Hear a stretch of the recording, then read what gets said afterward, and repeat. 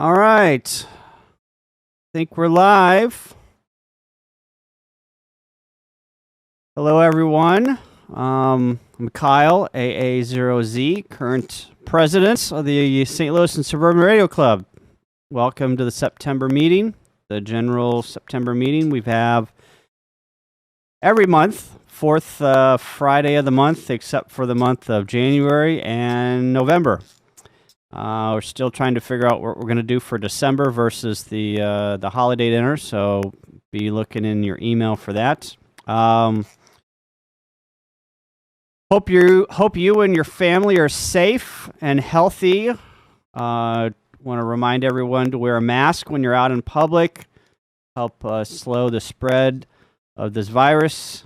Flu season is coming up. They are expecting higher numbers, so hopefully wearing a mask will hopefully slow the spread, so we can get through the flu season with the least amount of deaths as possible. YouTube chat. I can see some people already chatting in the YouTube. You need to have an account, if you haven't figured that already, a Google account to chat in the chat. If you don't have a Google account, you can sign up for one. You can go ahead and stream this without a Google account. Anybody can stream it. But we like the people in the chat to interact and ask questions and just say hello in the chat to just know where everyone's at and where you're, what you've been up to. If your call sign is not in the chat or in your name, if you want to put your call sign after every message, that kind of identifies people getting people's names associated with call signs, and then whenever we meet in person, they can associate the call sign with the face, and then everything's good. Also, the stream might be in standard definition on YouTube. If you go down to the lower right-hand corner down here and click on the wheelie, you can change the resolution to high def, and you can see all the imperfections in my face. Let's see. Going down here, my list of announcements. If you want to, please subscribe to the YouTube channel and give us a thumbs up down there in the below or above the description, but between the description and the video, if you want to give us a thumbs up, that helps us promote the club and the YouTube streams on YouTube. So that puts it in the algorithm. Let's take some roll call. Everyone say hello in the chat so Kevin can take roll. I'm seeing some people have already said hello, but let me acknowledge some people already in the chat here, and let me get my mouse. Where's my mouse? Oh my gosh. We got Dolores, Patrick Wall, George, hello, Ed, hello, hello. Art Lewis is in the house, Bill Schweitzer, Brian, KE0EYA, George Schindler, Tina, Mark, Bill Carroll, our president, Art, Roland is here. Good to see you, Roland. Peter is here with his old call sign. Hopefully he will change that soon. Randy Jackson, Bertha, Brenda T, Bob and Pam, Kevin, Cliff is in the chat. So if you haven't said hello in the chat, go ahead and say hello. What did I say, Bill? Did I say that you are the president? I meant VP. I'm not really sure what I said. No, Freudian slip there. Bill Carroll, VP. So, oh, Patrick can't copy nobody. I know who Patrick Wall is. Yep. Joe's in the house. All right, very good. Just keep on putting something in the chat there. So, Brian. Woo, I am having trouble with names today. So, Kevin can do some roll call. Any new techs? Paul's in the chat. Any new techs or upgrades in the last month? Put that in the chat if you became a tech or if you have an upgrade to general or extra. We'd like to acknowledge that you upgraded or you got your call sign. Gonna pause here. Chat is about 7 to 10 seconds behind. Not seeing anybody, but we will keep going here. Anybody attending for the first time, put your name and call sign in the chat. We welcome new people. One of the great things about the club is we're always looking for new people, new hams to attend our meetings and see what the club is all about. Silent keys. Anybody know of any silent keys? I don't know of any silent keys. I'm looking here at the board members and leadership, and I'm seeing a bunch of head nods. No silent keys of we can think of. I did not write down any silent keys in my notes. And I'm not seeing any silent keys. Russ Rosner from the class is a new tech. Congratulations, Russ, on a new tech. I don't know what his call sign is, but congratulations to Russ. All right, on to the business meeting. St. Louis and Suburban website. If you haven't gone to the website, please check it out. www.slsrc.org is where we post all of our communication. If you have any questions about what's going on with the club, check the website first. We also have a mailing list. If you go down and scroll down to the right-hand side, all the way to the bottom on our website, you can join our mailing list. It is, I think it's about 800 people strong, and we send out emails for different things that are happening in the ham radio world and club events. So sign up for that. Also, we have a Facebook and Twitter, and obviously we have a YouTube. We're on YouTube. So like our Facebook, join our, follow our Twitter account, and also there is a group on Facebook called STL Hams. If you have not joined STL Hams, that is a great place to find out stuff about other clubs, ask questions, sell equipment. If you're a newer ham and you want to know or ask a question about an antenna or a radio, go ahead and make a post on STL Hams. That's a group on Facebook, and I'm sure somebody will throw out their opinion or comment on it and get the discussion going. More announcements. So we were having some virtual breakfasts. They were, I think they were the third Saturday of the month, and they were not well attended. So we decided to, yep, Bill's giving me the thumbs up. We decided to not continue those. Maybe we will continue those later, but they just weren't attended very well. Plus, when you're in like a Zoom or Google Hangout, only one person can talk. It's kind of like a directed net. So the nice thing about the breakfast is, you know, you sit at a table and there's somebody across from you. You can have that conversation, and there could be 10 conversations going on at breakfast at the same time. So really wasn't the best way to communicate. So we decided to discontinue those, and we will maybe bring those back in the month of November or December. So be looking for that. I have here MS Bike is postponed, but I think that was already that was already done. So that's an old note. Yep, done. Bill's giving me the wave on. Gateway Electronics is going out of business after 60 years. I hope that everyone has gotten to Gateway Electronics and bought something. I was talking to the guy that is always in there. I forgot what his name is. Somebody on the chat wants to remind me who Charlie Troxell's in the house. Wants to remind me what his name is. Anyway, he was talking to someone before me and basically said that Gateway Electronics, Doug, yes, Doug, thank you, Art and Cliff, basically said that Gateway Electronics is trying to whittle down their inventory and possibly come back as something else a little bit more lean. So hopefully Gateway Electronics will survive in some capacity and be back as an electronics store. Maybe not as big as it was, but hopefully it'll be back. And they're also looking, according to Doug, looking for a new location. Obviously, the Chesterfield Mall is not the best location. I personally don't think it's the best location, but others might disagree with me. So,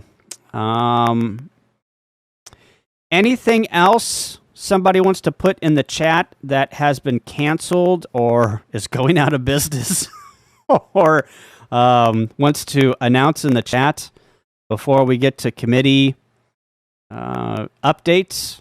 I'll pause here. See if anybody else has come into the chat. I haven't seen anybody.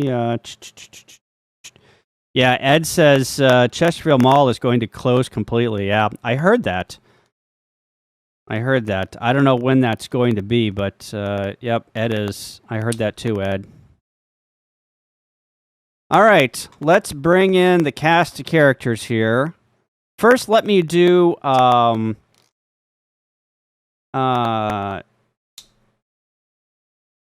let me do my updates first. So I got distracted by the chat here. Engineering. So I'm the engineering chair. We are currently working on our ARDEN network. If you don't know what ARDEN is, it stands for Emergency Radio. No, that E does not, an A does not start with emergency. Amateur Radio Emergency Data Network. Whew.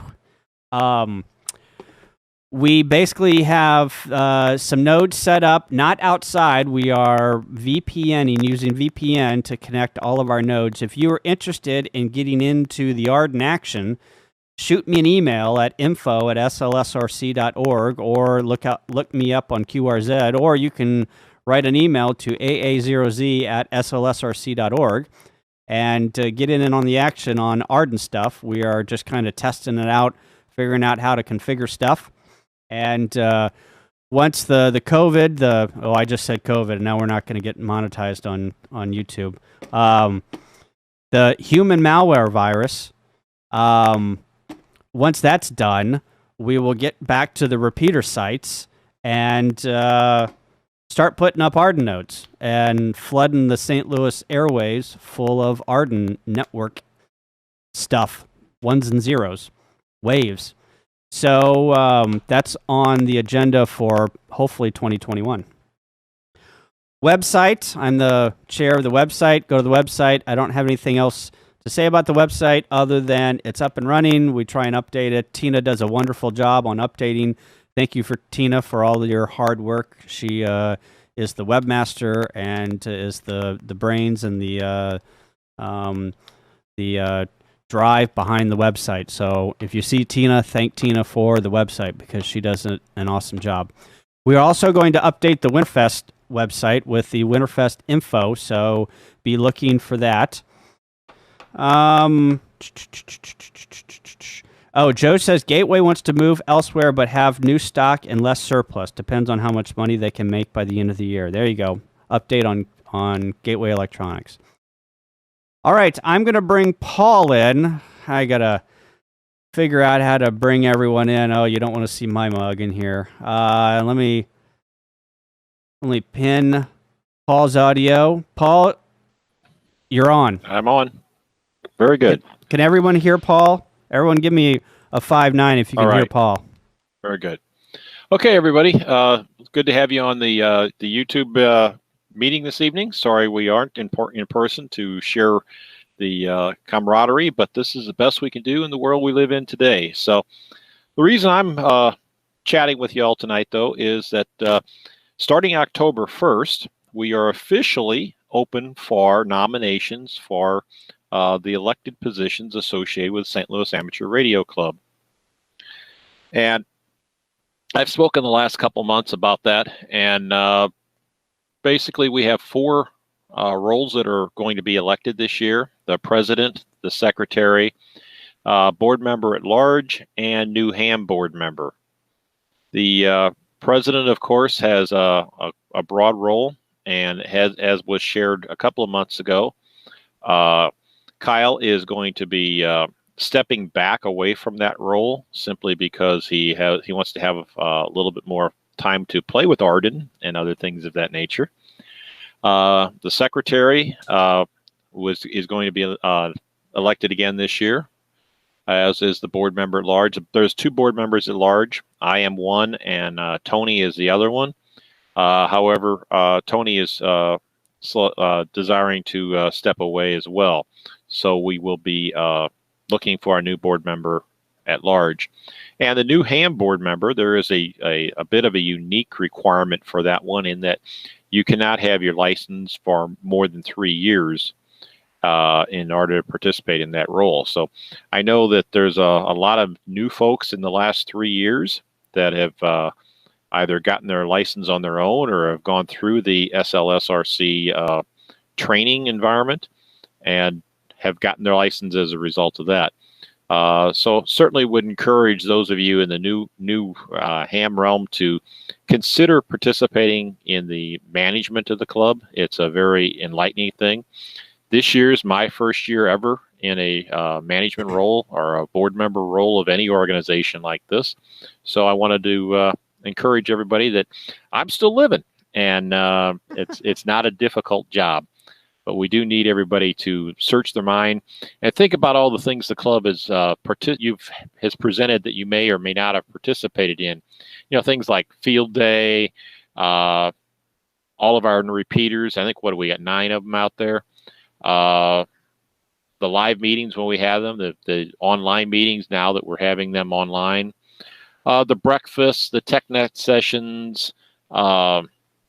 We, for the first time this year, offered a grant program to give some people free equipment that were members of the club as a result of some effort they put in. And, of course, the holiday party and Winterfest. And how many of us have bought things at Winterfest? And if the club wasn't there and wasn't able to sponsor that, we wouldn't have. And I just lost my video somehow. There. Sorry. No problem. Technical difficulties. It happens for sure. We wouldn't be able to have the toys that we have without Winterfest, and it happens at the behest of a lot of effort put on by a relatively small number of people. And it's nice to, of course, when I say that, there's a lot of people that operate and help with Winterfest proper, but the planning and setup and everything really is a much smaller group they make a lot of effort into what we're trying to accomplish in our world today. So I encourage you all to consider becoming a board member for the club. And the best way to do that is to reach out to myself at KC0CBL at SLSRC.org or info at SLSRC.org. You can look for a email to come out right around the 1st of October, giving more details of exactly what's going on. Feel free to nominate yourself. Self-nomination is not a bad thing. We know ourselves better than anyone else knows us. However, if you do wish to nominate someone else, we do request that you chat with them about it first and make sure that they are truly interested in the role. So with that, look forward to hearing to many folks. The more folks we have options to run for these roles, the better the club will be. So with that, I'm going to turn it back to Kyle. Thank you all very much. Look forward to hearing from some of you. Okay, very good. Thank you, Paul. Cliff, you are up.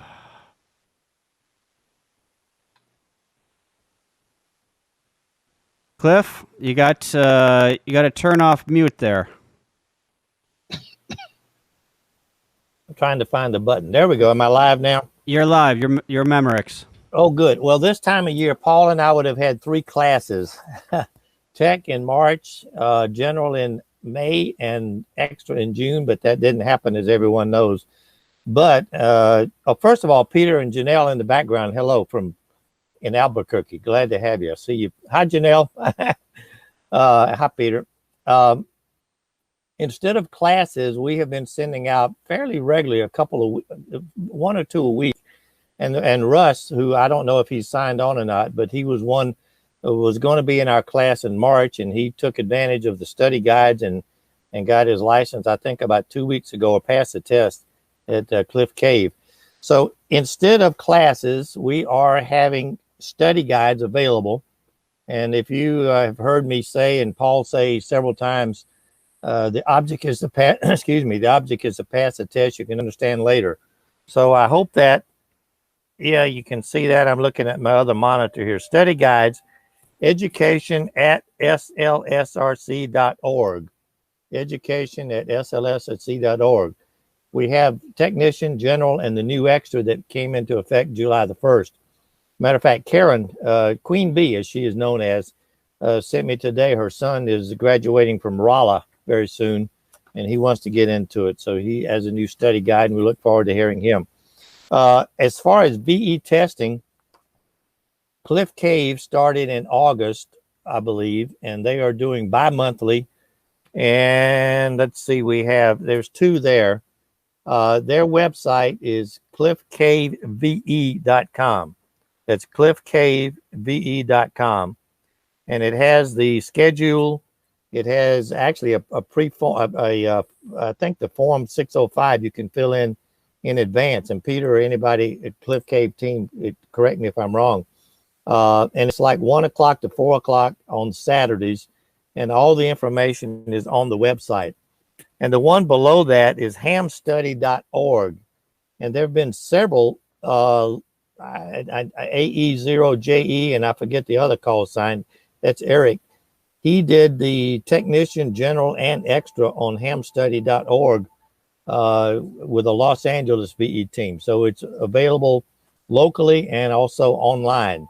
And I'll put it up one more time. And this information is on the website too, cliffcaveve.com and hamstudy.org. Now for the new information, if you were, let's see, April through September, we had the mentoring workshop on the repeater. But starting in October, oops, wrong one. I'm sorry. I didn't switch there. Peter, how do you like my high-tech stuff here? Back to Basics starts next Friday, actually October the 2nd. Back to Basics, October through March. And there will be information on the website. I'm going to give this very briefly. October, the subject will be, and it'll be on Google Meet or Google Hangout, whatever it's called now. I think it's Google Meet.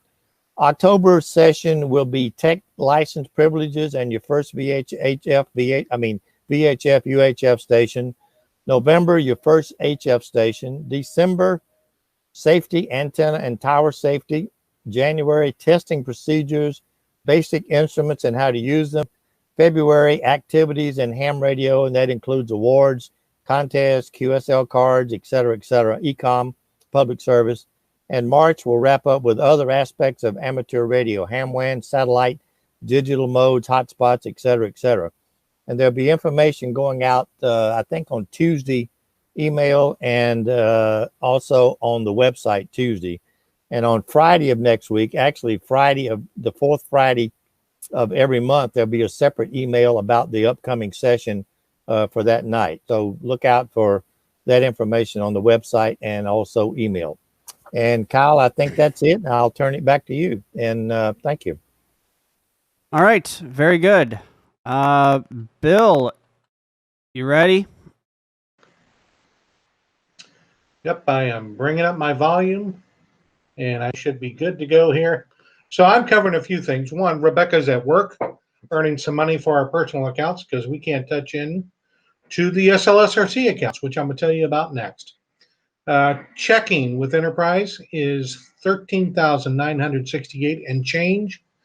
In PayPal, we have $2,447 and change. The CD with Enterprise Bank has $25,860. We have an education savings of $9,024. That gives us a total asset of $51,322.33. Please do not ask me about any details because Rebecca's the treasurer and she's not here. Next, I will go ahead to our membership, and I got a couple of things about that. So current membership, we are at 244, but starting in October, you can start signing up and getting your membership for 2021. So you are welcome to go to the website. For $30 is our annual membership fee. We still have the family membership option. So if you have multiple ham radio operators in the same household, under the same roof, we can get you guys on there under the family plan, which is still $30. But we really want to encourage this to happen. We are not having a Winterfest 2021. It has been postponed because of COVID. That, of course, was a big moneymaker for our club. So we need to make sure that we get our membership in there and get those dues in to help us through this next year. My next item is for programs. And, oh, sorry, under Rebecca's report, our next meeting for the budget. So let's see, we're doing September, October meeting. We will present the budget for 2021. So make sure you are attending that October meeting here on YouTube and being able to help discuss that a little bit. But that'll be October meeting. Yeah, we'll have to figure out how to vote on that budget. I guess we'll figure that out in the board meeting. Yeah, and we can run comments through the comments of YouTube. So yep. Okay. Yeah, the vote we'll have to figure out kind of like what we're doing with the vote for the membership, or not membership for the officers. We'll figure something out though in the board meeting. Absolutely. Today's program is brought to you by Peter Brisbine, NM5PB. The challenges of moving ham style. And then next month in October, we've got Rod Bloxham, K0DAS. He's going to talk to you about his experience with the deep ocean search for Amelia Earhart's aeroplane. So that, I think, takes care of my list that I've got. Oh, yeah. You done? Yes, sir. Oh, am I sleeping on the job? Sorry. All right. Let me bring it back to me. Hello. All right. Any other announcements before we kick it over to Peter? Gonna look at the chat. Just put them in the chat, and we'll. I'm gonna talk to Peter here. Peter, you want to hit F5 and make it full screen there? Yeah, we can get that done. There you go. Looks good. All right. Any other announcements people want to make in the chat that we can talk about. I'll wait here about 15 seconds and see if anything pops up. I didn't do a contest update. I don't know what's coming up. I know that there's quite a few QSO parties. Oh, Illinois QSO party is in October. I think it is October. Let me see. Hang on. Everybody hang on. It's October 18th from noon until 8 p.m. So if you want some Illinois contacts, I don't know what I'm going to be doing. I'm going to be roaming. I usually set on a 2-county line, but I gave that up for someone else to do the 2-county line. So I think I'm gonna rove again. I came in dead last year, so I got some skills to progress on. Hopefully, I won't come in last on mobile this year. So, all right, I'm not seeing anything in the chat, so let me introduce Peter. Peter, NM5PB. Oh, here we go. Paul says, sorry, Peter, Aries set is October 3rd. Oh, that's right. Yeah. So Aries is going to be using some of the SLSRC repeaters the morning of October 3rd. I think it runs from 9 a.m. to noon, maybe 8 a.m. to noon. They're going to be using the 8.5, the 9.1, and the 9.7. So that's a 146.85, the 146.91, and the 146.97. Oh, there's Sterling. Anybody in the chat except for this cool dude?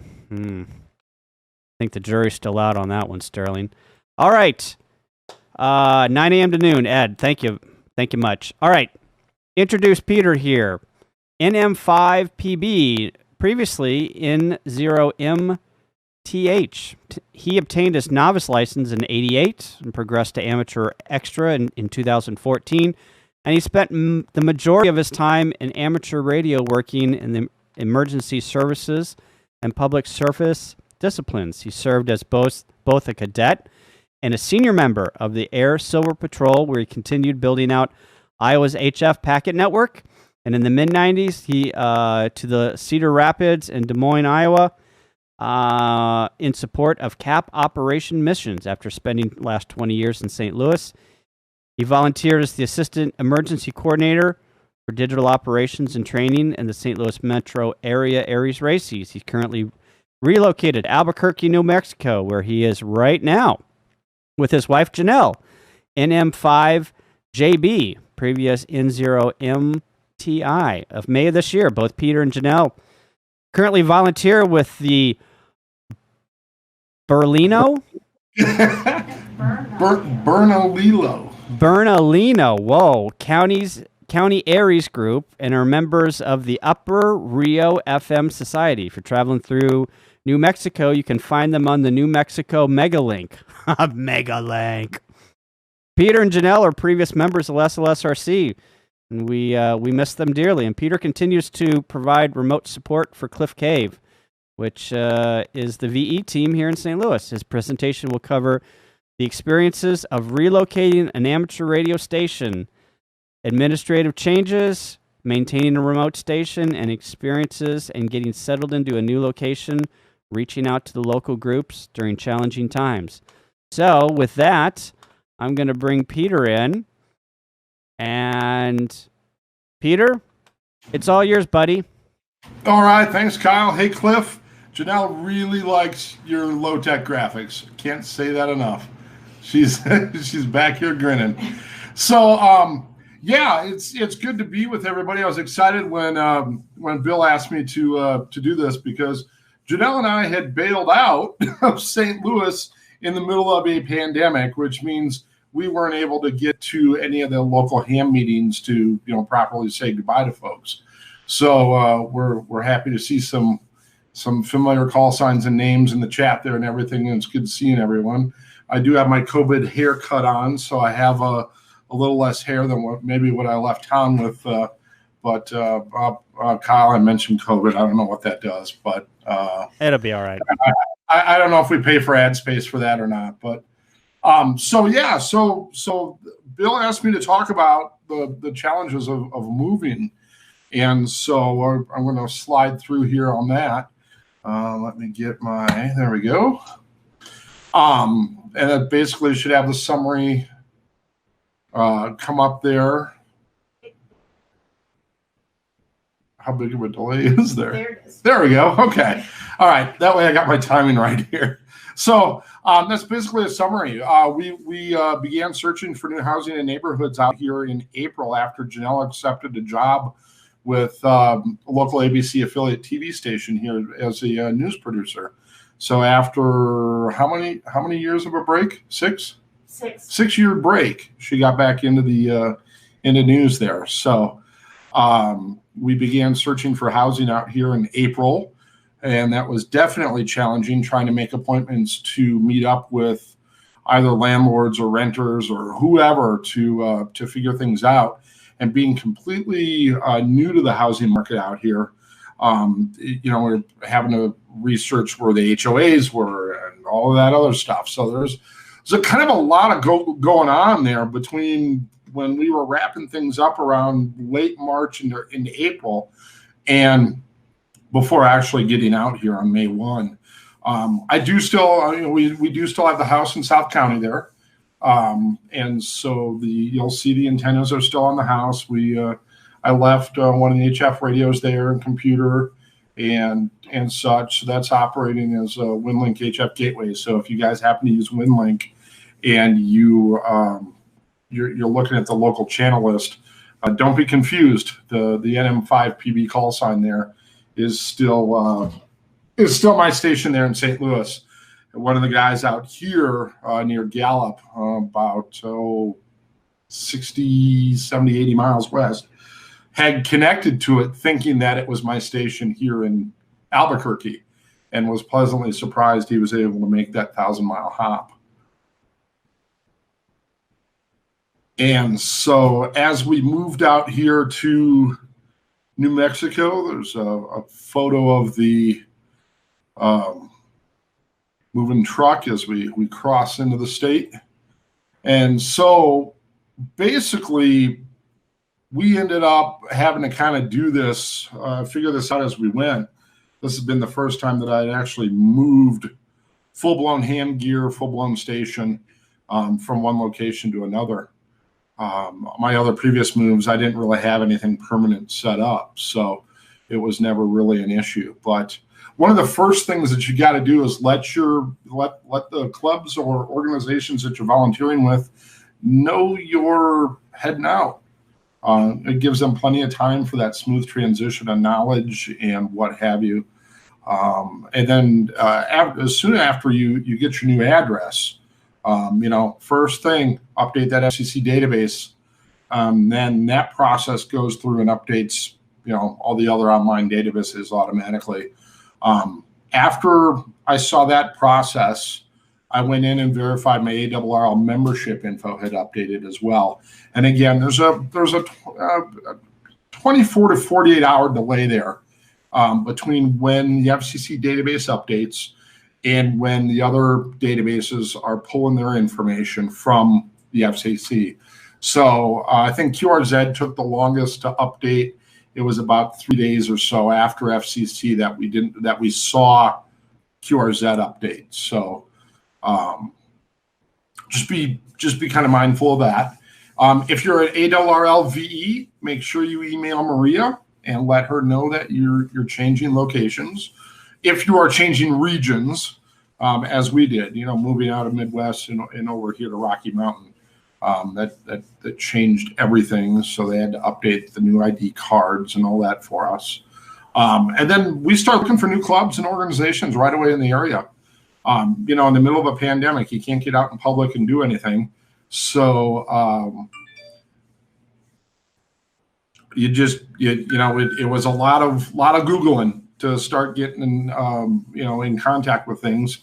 And then and we were still, all this that we're doing here is other than the new ad, we really didn't have the new address till late April.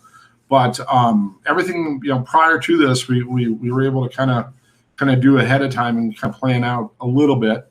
Again, make your checklist for moving your equipment.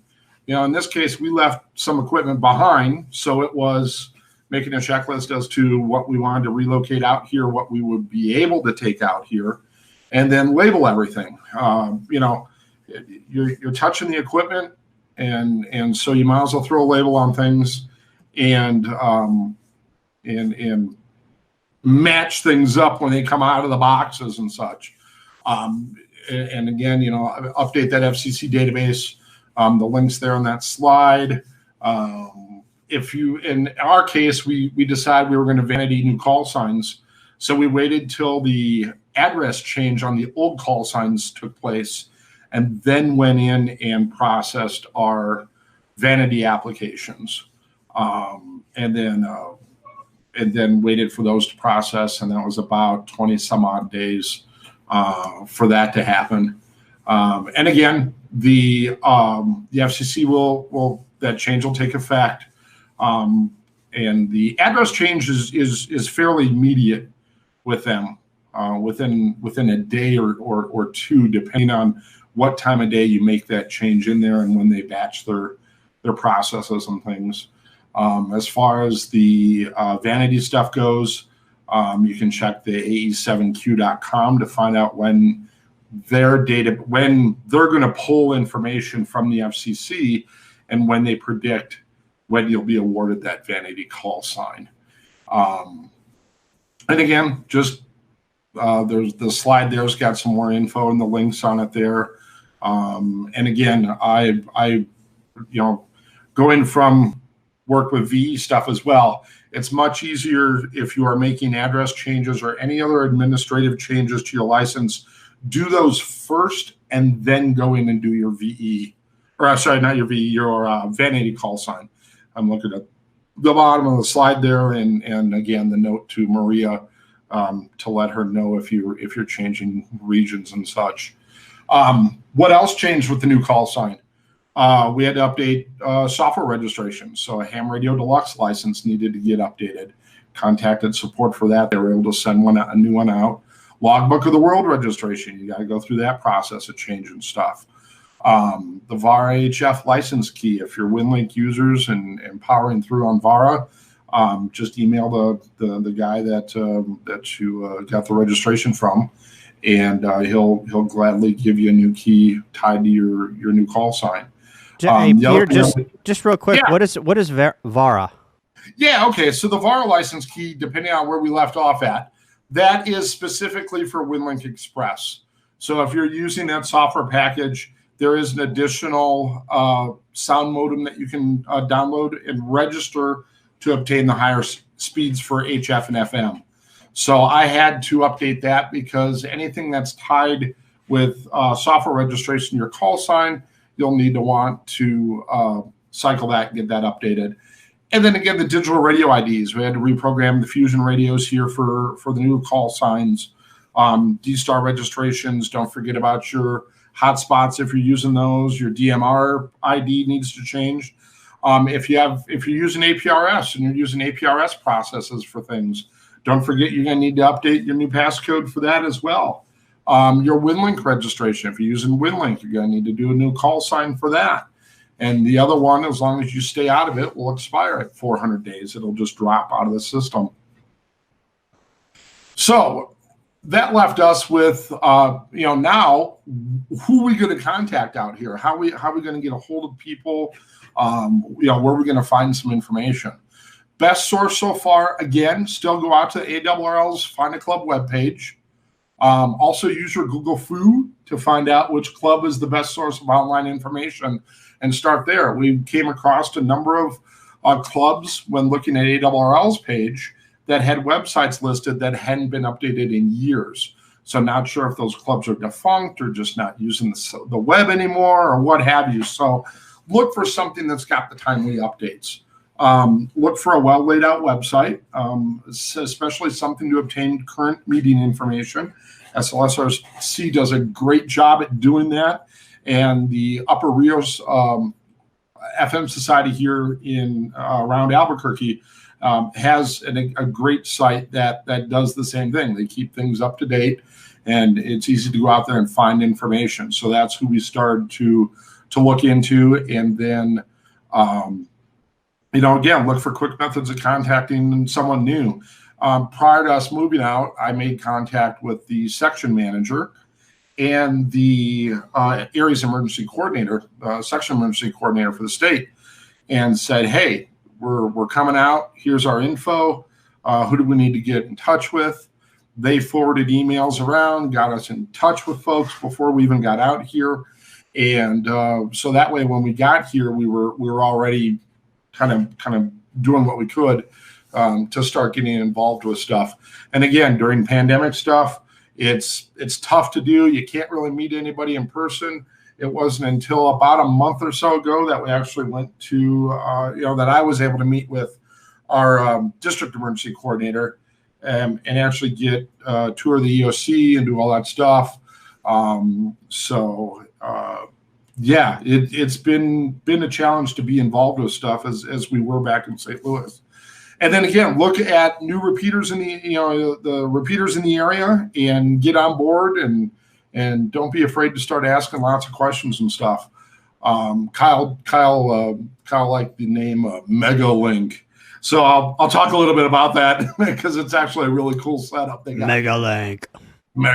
So now that you got a bit of that legwork done, prior to the move now, it's make and update a list of all your equipment.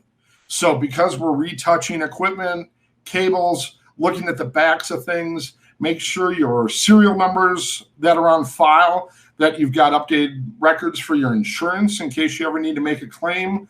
I labeled cables and devices, use some color-coded tape, keep everything kind of together so you know what cables, what accessories go with what unit. So when they come out of the box, it's easy to get back together, put things up and get things up and running, as soon as you want to. If you're doing a partial move like what we did, we made a list of what we're leaving behind. So I know what's still in St. Louis in case I need it out here or in case I'm heading back and want to change something out or do whatever. And part of the new area considerations we had to do was, some of the areas we looked at were in HOAs and some were not in HOAs. And obviously we prefer not the HOA method. But again, sometimes you don't have a choice. So this is where you're going to use your Google Foo again to check for the new county and municipalities websites for information and or restrictions. You most likely won't find any of them published. You may have to make some calls or contact some of the local hams and see what's going on. And again, contact the section manager and ask questions. They were super helpful in getting us some information. And New Mexico Section's website is a fountain of information for that. So it kind of settled some of our blindness, while we were out here. And again, reach out to local clubs prior to the move if you're able to find those, gather information, see if anybody else has relocated, what their suggestions might be. And then before you leave town, set aside a block of channels in your radio, pre-program in a group of the new repeaters ahead of time. So once you're out here, you're ready to make some new friends as soon as you pull into town. Other items to consider and prepare for. We need to find out what the weather events were out here. Obviously, with the high winds we get, the need for an emergency power source is the same as it was in St. Louis. Do we need to modify that at all? We get high temperatures out here. What impact does this have on batteries and equipment, whether it's in storage or in use? Certainly with 350 days of sun, we have high UV exposure. So your fiberglass antennas might have an issue. Your coax, you may have wire degradation on your wire antennas.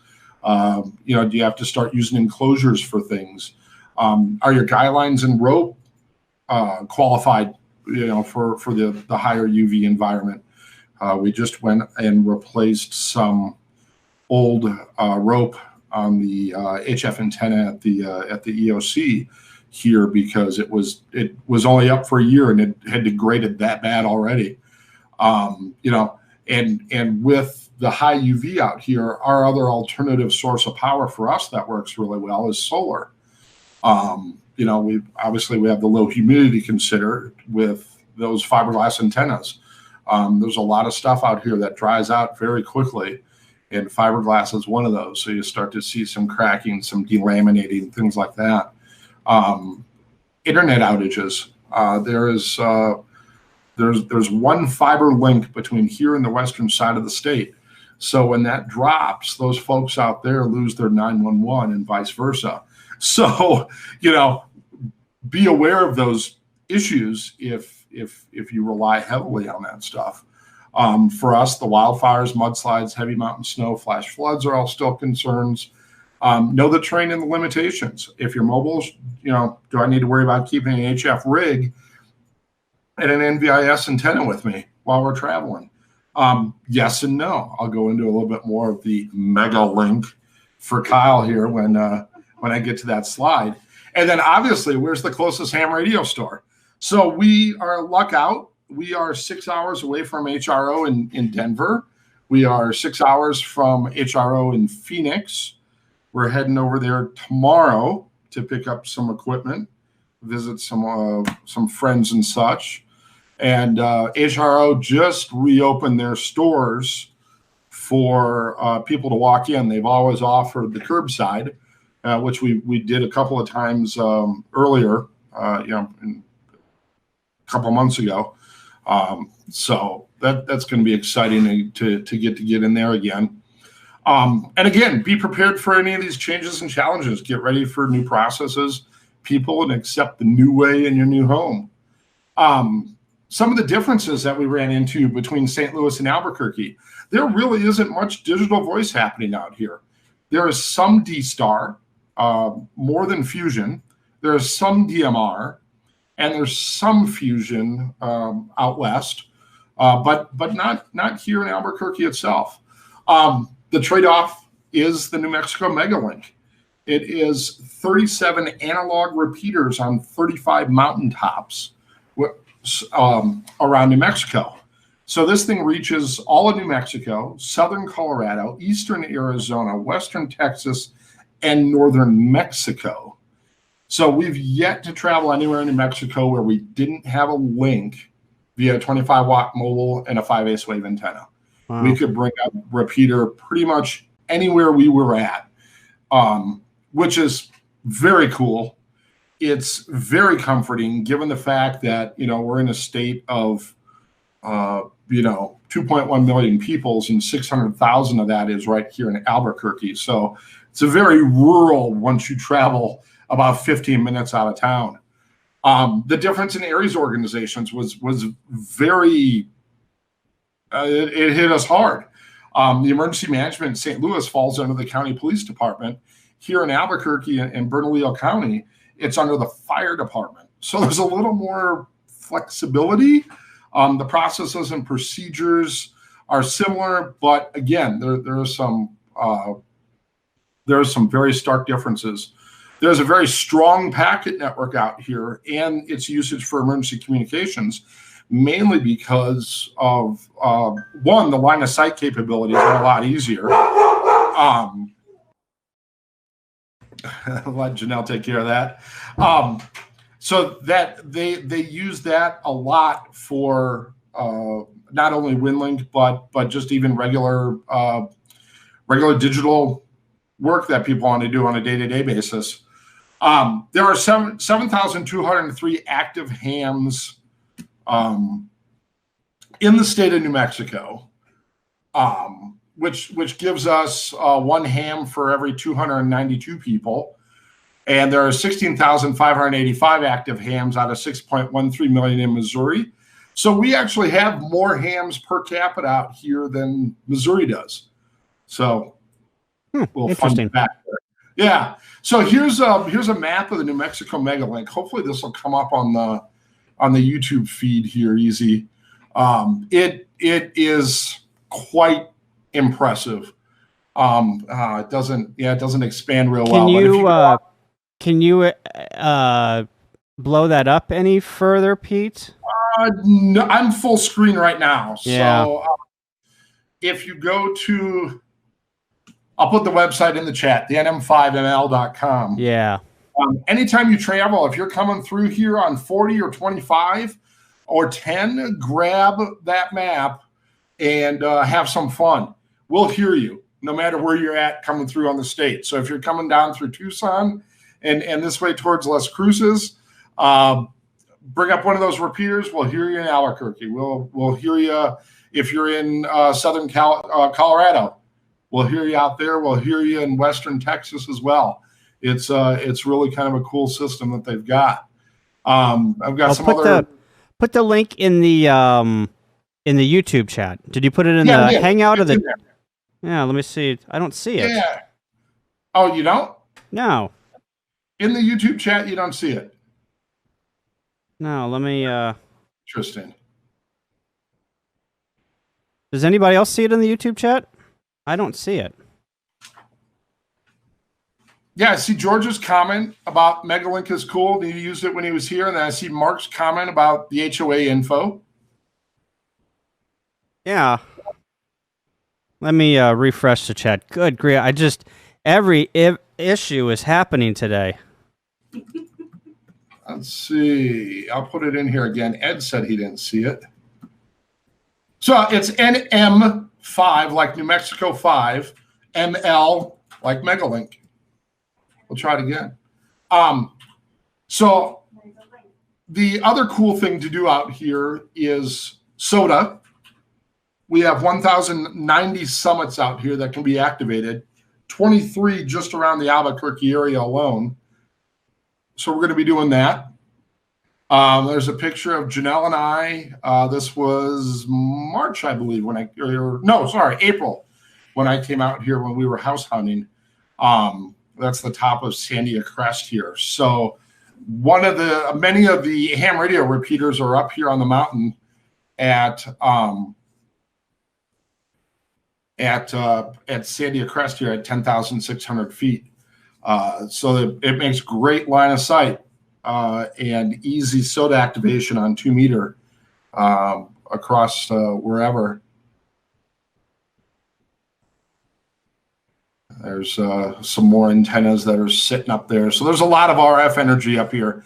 In fact, there's a sign posted in the parking lot saying that your key fob for your car may not work properly. So you've got to be right up on top of things if you're doing that.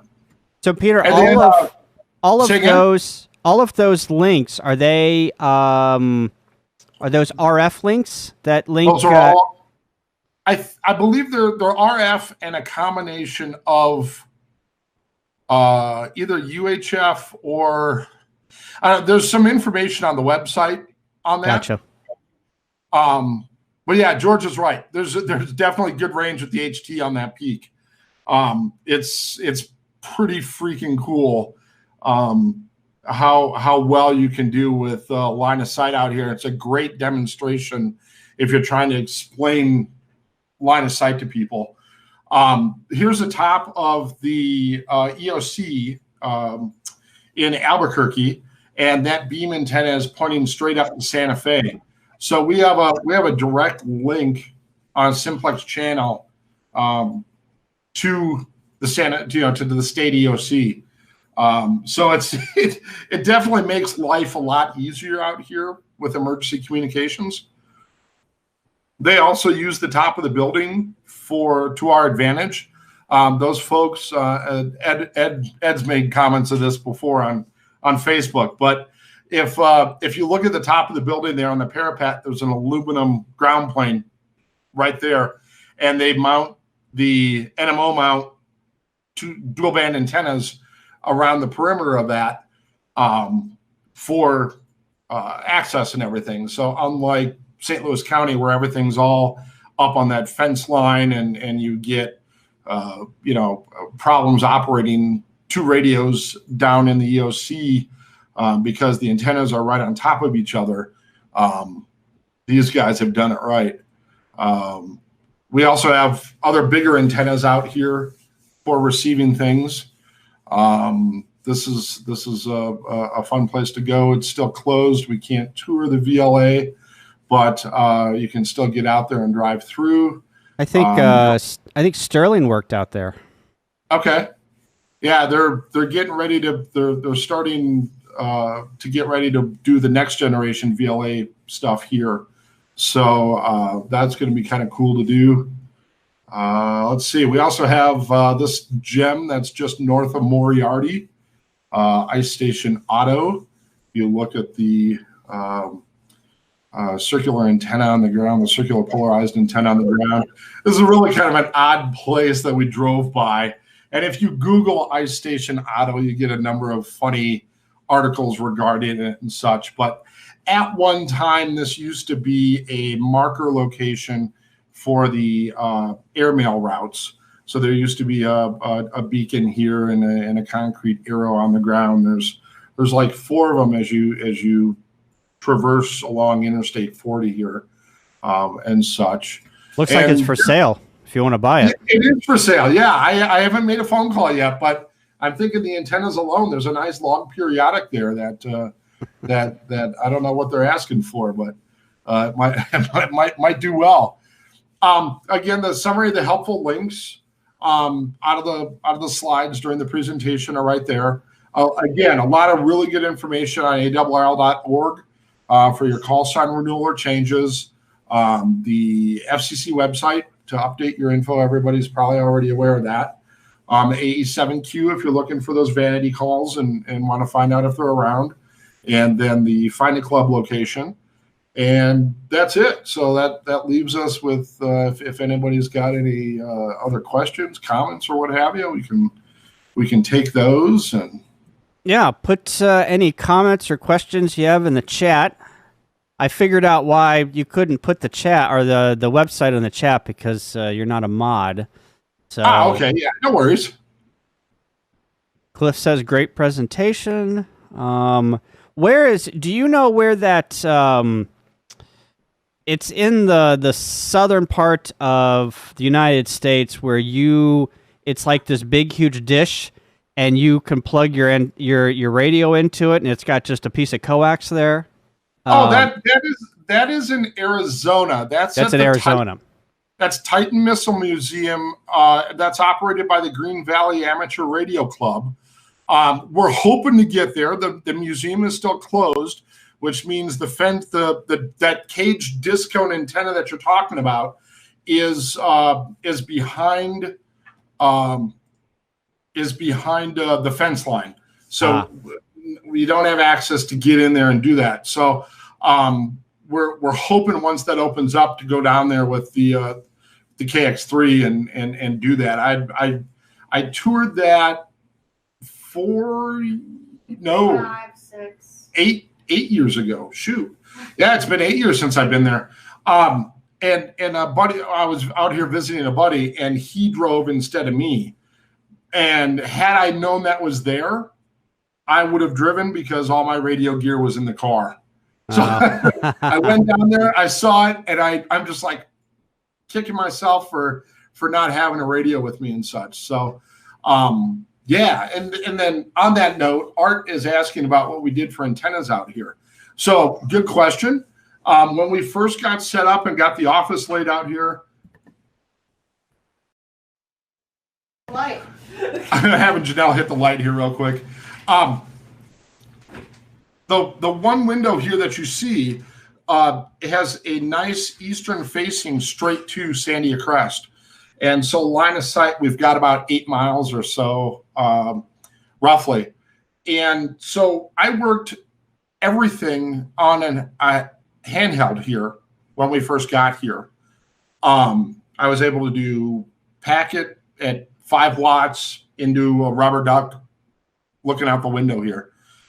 Since then, we've put the portable mast up with the aluminum sections. Out back, we did a umbrella holder for like a picnic table that you put, what are they, 12 by 12 stone blocks in. So it holds 4 of those. Drop the mast in there, works great.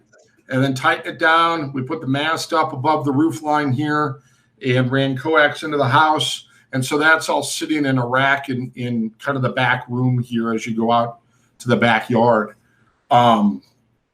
The HF antenna, part of that we're redoing. That involves our trip to HRO tomorrow, but we're taking that and we'll run a NVIS. I'm doing a Chameleon MCOM2, which is their 5-in-1 coil and then 60 foot of wire straight off the top of the house out to the back fence here. So that'll at least get us on HF and everything. We've got aerial AC main and telephone and cable lines that come in, just like St. Louis. They happen to, not everything follows a fence line. Kind of comes in and cuts across the yard. So we're gonna have to figure out something creative for longer distance HF. But we'll see what happens. It's all a matter of playing around and seeing what we can do. But the FM side, it's amazing. I can sit here in the office on a handheld and talk all over New Mexico. I can talk to folks, Alamogordo, Las Cruces, up to Raton, over to Tucumcari, over to Grants and Gallup. It really is a world-class network of repeaters that one guy has put a lot of time and stuff into. He's got other volunteers, but chief financial contributions come from the one guy that does all the commercial radio stuff out here. So we're very privileged and very cool to have that. And it makes it so easy because you've got all these mountaintops to hop things off of, and you can talk all over without a problem. The one thing they don't have out here that you've talked about tonight is Airden. They don't have mesh stuff out here. They're not running 9600 baud packet links and backbone and any of that stuff. I don't know if it's because they tried and failed or if the interest wasn't there or whatever. But as soon as we get the ability to get over to a club meeting and stuff, definitely going to start asking questions about that, because from the Airden perspective, all of those sites now become potential long-haul relays, right, for other node networks, and could make things very cool, right, for higher capacity needs and faster data stuff, VoIP, all that cool stuff that you guys are going to build out there in St. Louis, and hopefully that more people will get interested in that as that whole technology has matured quite well from when I was first introduced to it like 6 years ago or so. Yeah, I'm very impressed with the Arden stuff and the software and how stable it is, and very cool. Yeah, so that's it. If anybody else doesn't have any questions, I'm going to turn it back to you. I have two questions for you. Sure. How is the APRS network out there? Is there a lot of APRS traffic? Have you seen? Yep. Yeah, if you go to APRS FI, you'll see us roaming around. There's a lot of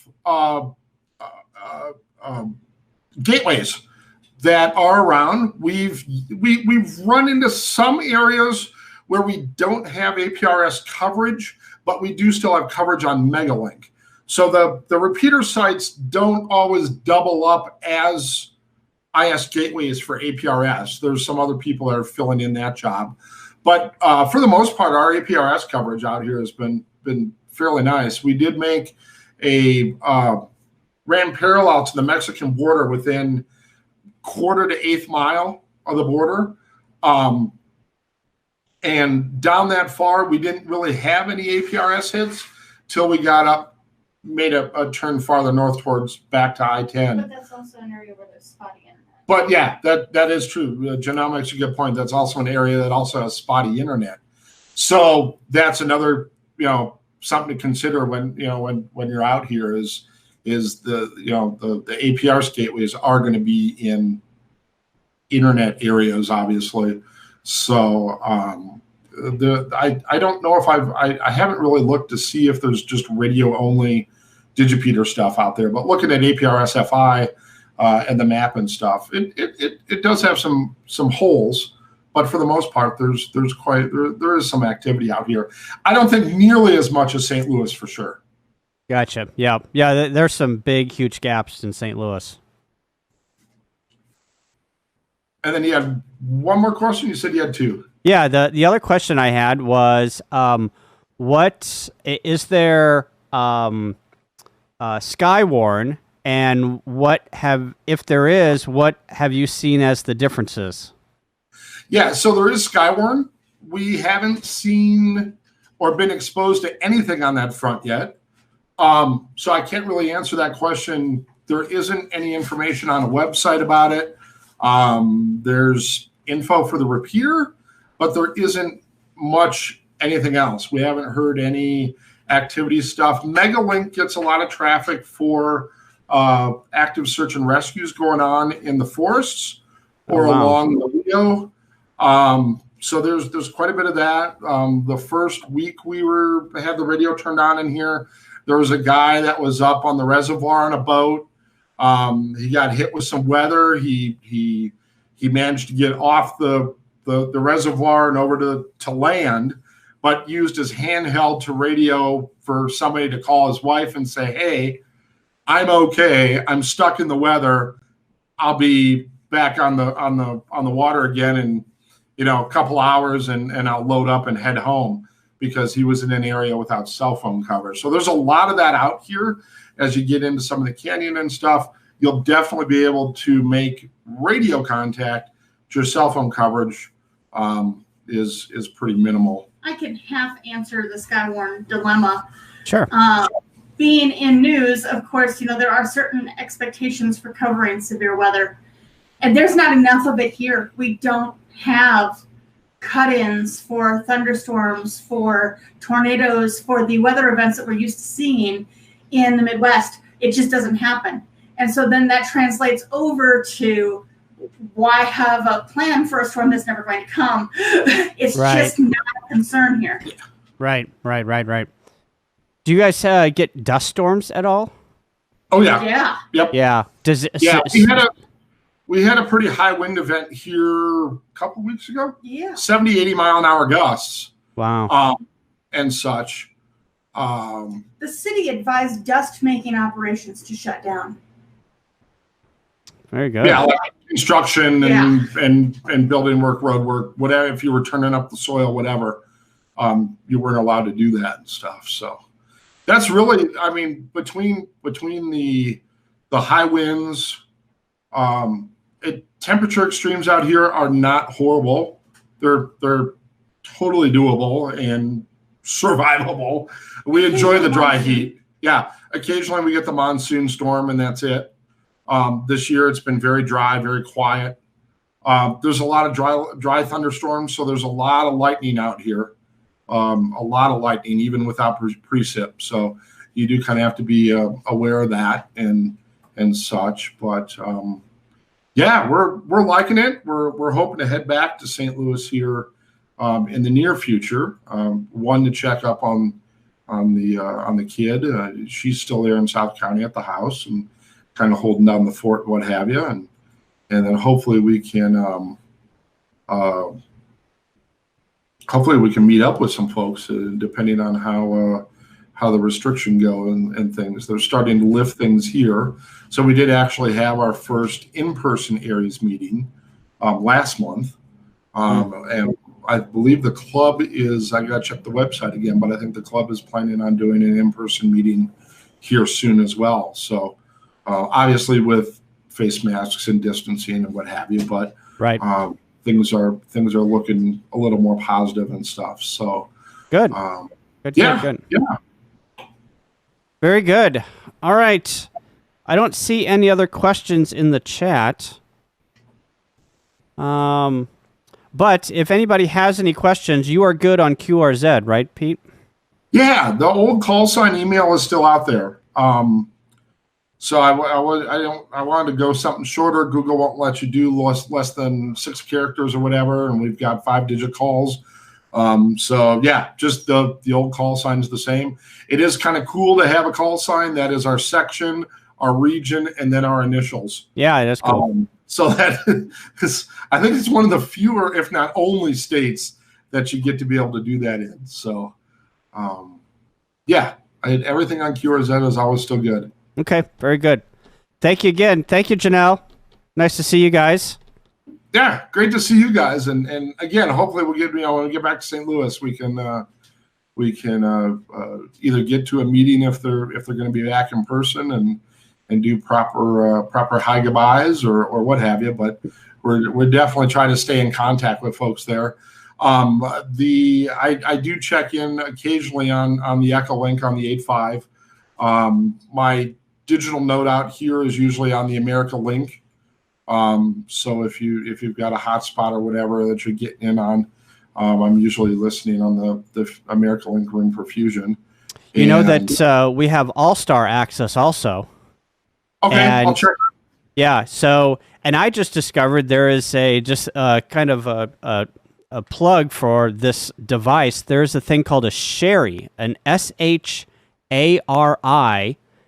Okay. And it is basically a hotspot for a All-Star node, and it plugs into two of the USB devices or USB plugs on the Raspberry Pi. So you run your All-Star link on a Raspberry Pi. You plug this Sherry device into two of the USB ports, and it becomes basically a hotspot, and you can get a UHF or a VHF. And you don't have to get a second radio. You can use that as your hotspot, and then program, another HT and talk to that, and then use All-Star to get into different repeaters and different All-Star nodes in the world. So very cool. I think it's like $60. So okay. You might want to check that out to see if you wanted to configure that, get an All-Star node, and connect it up to the 8.5 full time. That would be cool. I'm definitely going to check that out. Yeah, it's called a Sherry device, and I forget the guy that programs it. It's like in November 8 NM or something. But just Google Sherry device All-Star, and it should pop up. Or if you can't find it, just email me. Yeah, right on. Cool. I'm definitely going to do that. It would be cool to listen to the 8.5 machine out here. Yeah, yeah. It's you have the ability to do that. We usually have one of the Megalink repeaters up and monitoring all the time just for that, hey, I need help reason. There's not so much day-to-day chatter on there. There's a few people that check in with each other because they're on different sides of the state. But you won't hear a whole lot of just, rag chewing going on. A lot of people, know that the capability of it, realize that, hey, we want to keep things kind of clear in case there's a real need and everything. So, got the link there in the chat for that. Yeah, so, take a look at that. It looks very neat. I'm going to order one and play around with it. Oh, cool. All models are currently available. Sweet. There we go. Yeah, so very good. Awesome. All right, very good. Thank you. I appreciate it. It was a very interesting presentation. Good to see you guys. Yeah, good to see you guys as well. And we'll try and check in on some more meetings here and stuff and everything. We're an hour behind, obviously, so the meeting starts right about our when Janelle's getting home and when we're going to grab dinner or what have you. But we try to check in to the net when we can there on Tuesday nights. So that okay, very good. Yeah. All right, everyone, say goodbye. Let's. I'm going to come back over just to me, and any other comments, concerns, announcements that people want to put. Roland, look at the hamprojects.info.shari. SHARI is the Sherry project. Take a look at the links in the chat just above where you just said, how do you spell that? So, that's very cool. Yeah. So anyway.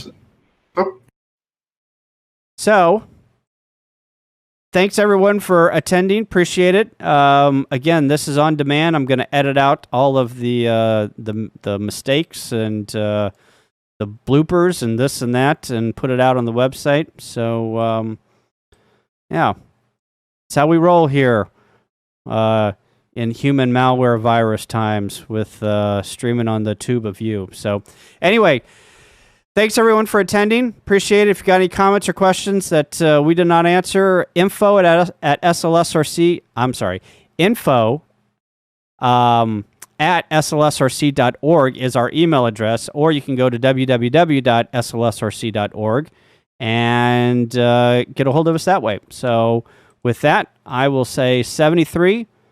Meeting is adjourned. Thanks, everyone. Talk to you later.